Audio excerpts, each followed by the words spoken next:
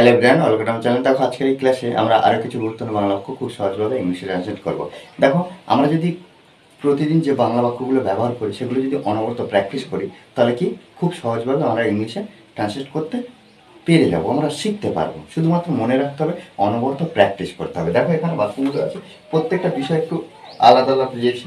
আমি বরং তোমার সাথে থাকি, আমি বরং তোমার সাথে থাকি।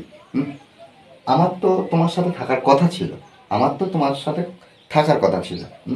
সে মনে হয় তোমার সাথে আছে, সে মনে হয় তোমার সাথে আছে, সে মনে হয় তোমার সাথে ছিল, সে মনে হয় তোমার সাথে ছিল। দেখো এই বিষয়গুলো কিন্তু আমাদেরকে এখানে দেখো আমরা মেন বিষয়গুলো আমরা কি দেখছি, আমি বরং তোমার সাথে থাকি। এই যে বরং,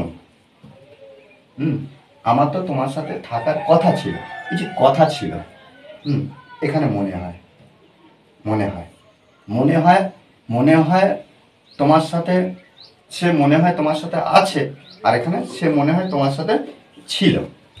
দেখো এই পার্থক্যগুলো আমাদেরকে একটু বুঝতে হবে। যখন বরং আসবে তখন আমরা কি করব, হ্যাড বেটার নিয়ে আসবো, হ্যাড বেটার।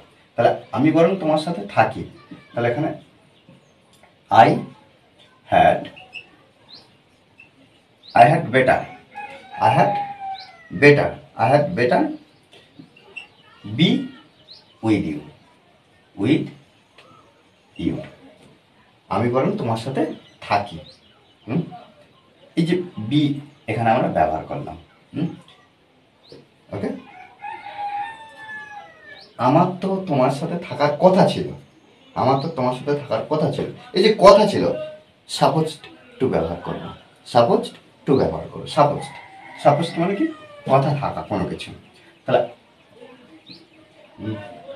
আই, তাহলে আমার কথা ছিল, এই যে কথা ছিল পাস্ট টেন্স, তাহলে ওয়াজ সাপোজ টু,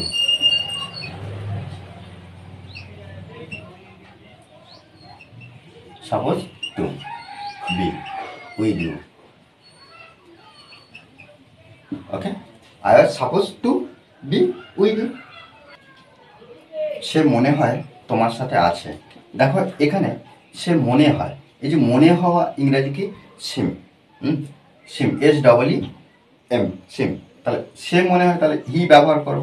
আর এখানে দেখো এই যে সিম ব্যবহার করছি, যেহেতু হিটা থার্ড পারসন সিঙ্গুলার নাম্বার, তাহলে এই যে সিম এরপরে আমরা কি করব, এস যুক্ত করব। He seems to be with you. Okay, সে মনে হয় তোমার সাথে ছিল, এখানে আছে, এখানে ছিল, এটা পাস্ট টেন্স। তাহলে এখানে আমরা হি ব্যবহার করব। হ্যাঁ, ছিল পাস্ট টেন্স, হি সিমড। হ্যাঁ, সে মনে হয়, হি সিমড, সে মনে হয়। এই যে ইডির দ্বারা ছিল বোঝাচ্ছে, তারপর টু বি উইথ ইউ।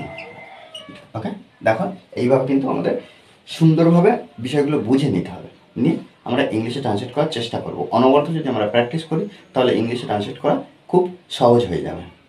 শুধুমাত্র মনে রাখতে হবে, প্র্যাকটিসের বিকল্প কিছু নেই। ওকে, আর এই ক্লাসটি যদি ভালো লাগে অবশ্যই লাইক কমেন্ট শেয়ার। আর যারা এখনো পর্যন্ত এই চ্যানেলটি সাবস্ক্রাইব করেননি তারা অবশ্যই চ্যানেলটি সাবস্ক্রাইব করে পাশে থাকবেন। Okay, thanks for watching this video.